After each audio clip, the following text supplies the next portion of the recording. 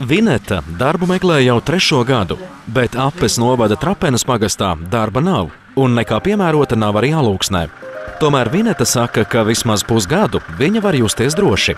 Nekā paradoxāla te nav, jo Vineta piedalās Nodarbinātības valsts aģentūras īstenotajā pasākumā apmācība darba iemaņu iegūšanai un uzturēšanai, ja darba devējs ir pašvaldība. Viņa ir viena no tautā tā sauktajiem 100 latu stipendijātiem. Tas ir labi, ka tāds ir, kā saka, projekts un vispār vienīgi, kā saka, varbūt visi netiek. Jo tā darba jau nav. Ja tu arī gribi kaut kur strādāt, tad tas ir pilsētā, bet jau nevar izbraukāt. Tas nav iespējams, ja darba nav uz vietas. Kopā ar Vinetu Trapenes sociālajā centrā strādā Zina. Arī viņa ir ilgstoši bez darba. Un tagad no sirds priecājas, ka kaut vai pusgadu, bet tomēr var strādāt. Gadu vairāk biju bez nekā. Man iespēja vairs nebija nekāda, tā teikt. Nebija ar ko. Nogulēkās, tur tā vēl kāju. Izēja, tā nav. Aizgāju uz ciemu. Piedāvāja man, paņemot par to paprievsies, bija pa 45 latiem bezdarbniekos likot. Tā šito programmu tagad. Ļoti apmierināties. Es būtu ar mieru kaut visu laiku tā. Nodarbinātības valsts aģentūras ar Eiropas sociālā fonda palīdzību īstenotais 100 latu stipendijātu projekts šobrīd ir viens no būtiskākajiem ieguldījumiem ilgstoši bez darba un tātad arī bez iztikas līdzekļiem palikušo cilvēku atbalstam visā Latvijā. Šī programma dod ļoti daudz iedzīvotājiem un arī tajā skaitā pašvaldībā. Daudz tādus mazkvalificētus darbus mums varbūt līdz šim bija problēmas atrast, kas viņus veids. Tad šobrīd, pateicoties šai atbalsta programmai, šie darbi tiek veikti un, diemžēl, visu pieprasījumu to cilvēku, kas vēlētos strādāt, mēs apmierināt patreiz nevaram.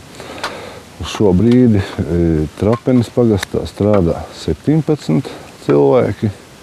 Visā novadā tā ir jau 106 cilvēki.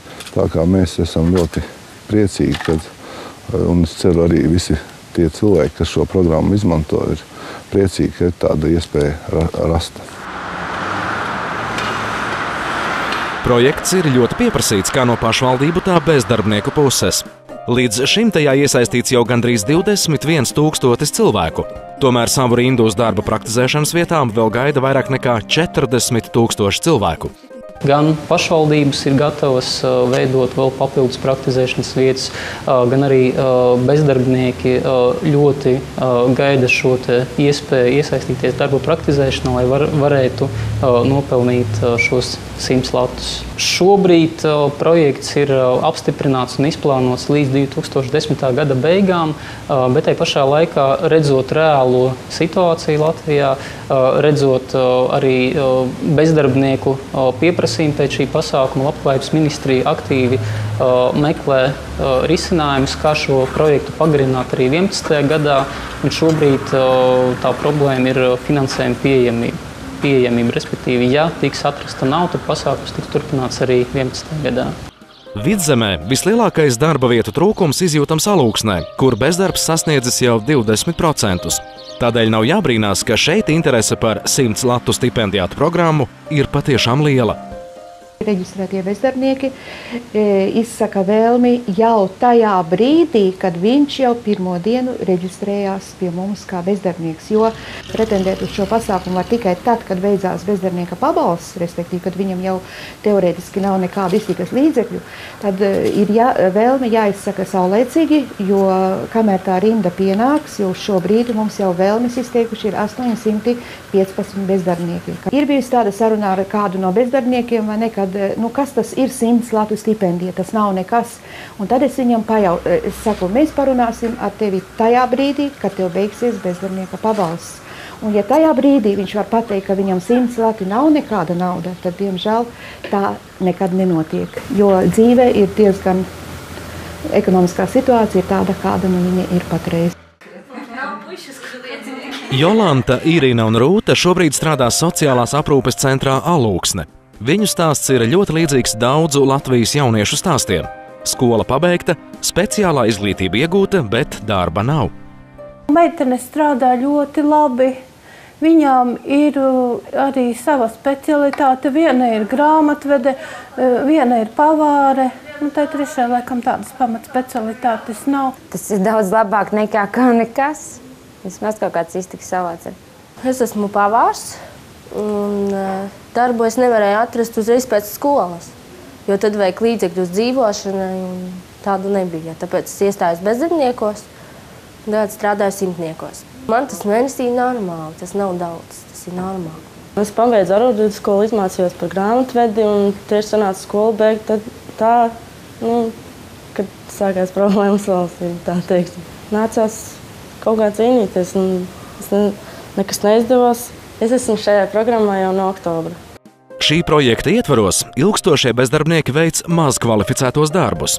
Ja rudens pusē 100 latu stipendijāti galvenokārt strādāja labiekārtošanas darbos, pļāva zālienus, grāba lapas, izcirta krūmus, sakopa ceļmalas, izzāģēja nokautušos un bojātos kokus, tad ziemā galvenais ir ietvju attīrīšana kā no pilnības raga birstošā sniega. Tā kā ir ārā ziemā, tad ir tikai sniegs, sniegs un sniegs. Piemēram, valnīši tādi, kraušana un tā tālāk. 3 sievietes strādā šajā aprūpes centrā.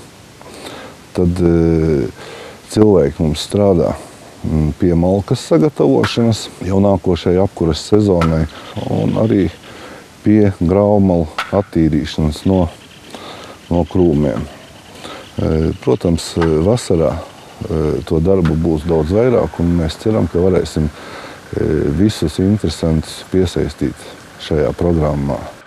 Programmas īstenošanā šogad ir arī savi jaunumi. Pirmkārt, jau darba praksēm nepieciešamo inventāru pašvaldības var centralizēt iegādāties par Eiropas sociālā fonda līdzekļiem.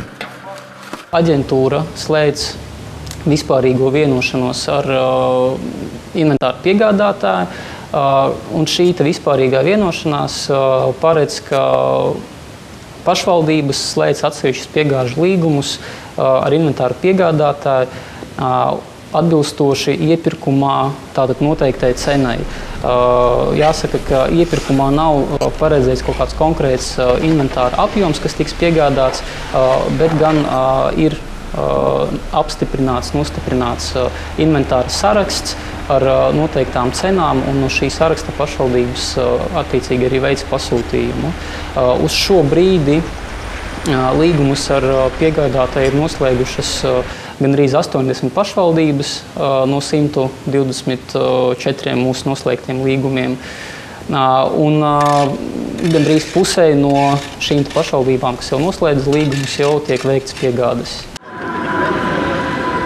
Vēl viens šā gada darba prakses jaunums ir palielināta naudas kompensācija transporta izdevumiem, degvielai vai sabiedriskā transporta biļetēm, lai bezdarbnieks varētu nokļūt uz darba prakses vietu un atpakaļ. Šī summa tagad sasniedz 12 latus mēnesī. Šajā programmā var iesaistīties Nodarbinātības valsts aģentūrā reģistrētie bezdarbnieki, kuri nesaņem vai ir beiguši saņemt bezdarbnieku pabalstu.